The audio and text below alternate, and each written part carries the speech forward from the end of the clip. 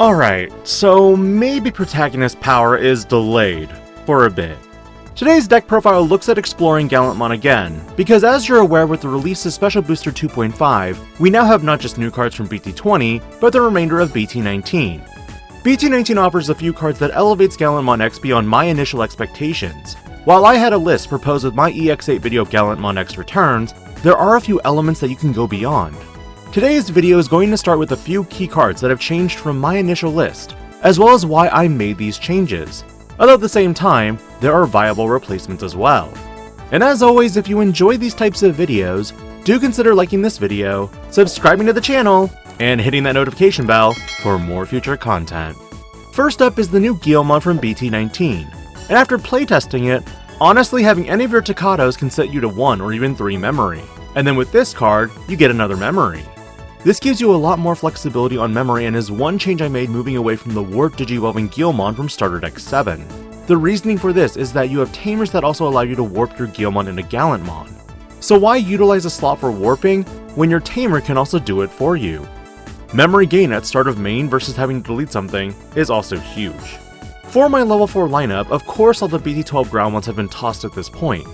Who needs DP buffs and only play 1 Takato when you could potentially play 2?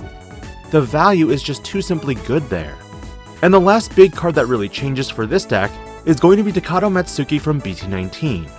True, EX2 provides Blitz, and can gain you a memory when you delete an opponent's Digimon. But the BT19 version just power creeps it in so many ways. Memory setter? When any of your Digimon digivolve into a Digimon with Growlmon or Gallantmon in its name, it gains raid and can attack?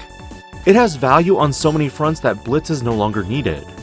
But while I've talked about the new BT19 cards, this brings up the question, X Antibody or X Antibody Protoform? You see, even though I was on BT9 X Antibody in my original list, with the inclusion of Takato Matsuki that can attack at end of turn, I can see the justification of why you'd run BT9 over Protoform. By digivolving into say level 5, you have an easier time transitioning up from a promote of a level 4 into a level 5 into Gallantmon X. Keep in mind though that the BT12 wargrowlmon does provide you some ability to climb into Gallantmon or even Gallantmon X as well. The only downside with this particular combo is that if your wargrowlmon does delete something, chances are you won't get that effect. On the other hand, Protoform allows you the ability to only tuck when you digivolve into an X Antibody Digimon. And on top of that, it supplements your recycling of Digivolution components when the stack would leave the battle area. To a certain degree, this card is basically your Black Growlmon from EX4, allowing you to return a card from the trash with Growlmon or Gallantmon in its name to your hand. Now with these two pieces of information in mind, what's the play? If you're looking for affordability, ultimately Black Growlmon and X Antibody is a potent combination to use, in conjunction with the memory fixer Takato Matsuki. On the other hand, Protoform with Guilmon X from EX8 is the other combination that you go if you've got a little more dough to shell out for the deck. But when push comes to shove, what's the deck profile I recommend after testing? Here's my results. You're going to run the 4 copies of EX2 Digimon.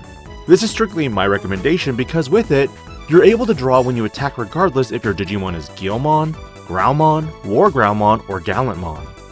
As for a 5th egg, whether you want to run the 1 is completely up to you.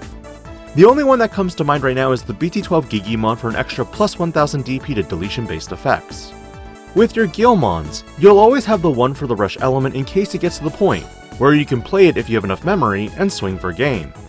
4 X Antibody Guilmon X's for that delicious search and memory gain. As well of course the EX2 Guilmon for the search of any of your Digimon and Takato Matsuki. And of course the newest BT19 Guilmon to finish out the line.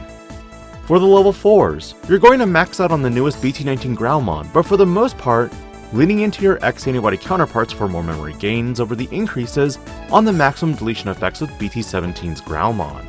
And with your 5s, 4 copies of the BT12 wargrowlmon combined with the 3 copies of wargrowlmon X.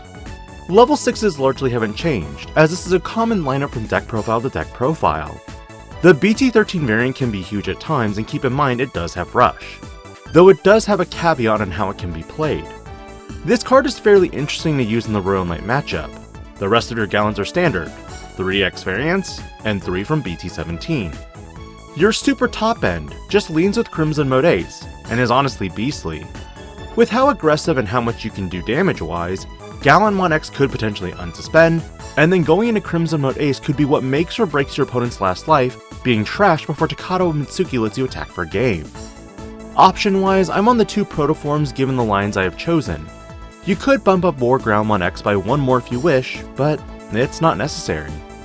Remember, these deck profiles are for you as a basis to begin, not necessarily the perfect recipe.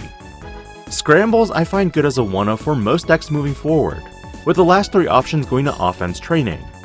You could omit one of these to add another tamer, or in another case, another type of option. Other options I did not push into this list though, for consideration, is Crimson Blaze. Because with Royal Knight re-entering the picture, along with fan favorites like Leviathan X and Demon Lords, it isn't necessary to lock your opponent out of pulling off their win condition. Otherwise, because your tamer line does feel a little short with only 3 Takato memory fixers and 2 warpers, this is why you might potentially bump up another warp tamer, but the memory fixer at 3 is still really good. Overall, this video's design was meant to be shorter, because I am currently testing the limits of BT19 cards for this week. Get some quick content out before the main event of 2.5 case opening happens. And then, it's off to testing newer decks of BT20. Generally, what are your thoughts on Gallantmon X with BT19? Is it over the top yet, or is it just getting started? Let me know, and I'll catch you tomorrow on another upload.